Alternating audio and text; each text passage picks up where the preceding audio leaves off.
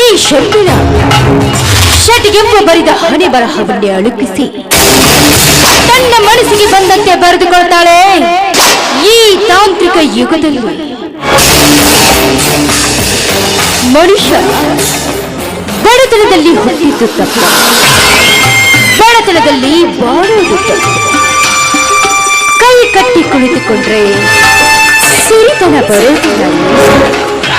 ಒಂದು ತಲೆ ಹಿಡಿಬೇಕು, ಇಲ್ಲ ತಲೆ ಹೊಡಿಬೇಕು.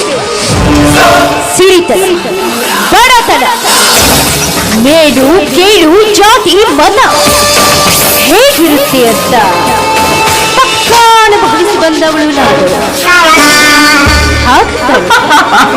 ನನಗೊಂದು ಕುರಿ ಬೇಕಾಗಿತ್ತು. ಆ ನನ್ನ ಹರಕೆಯ ಕುರಿ ಮಹೇಂದ್ರನಾದ. ಹೇಗಿದೆ ನನ್ನ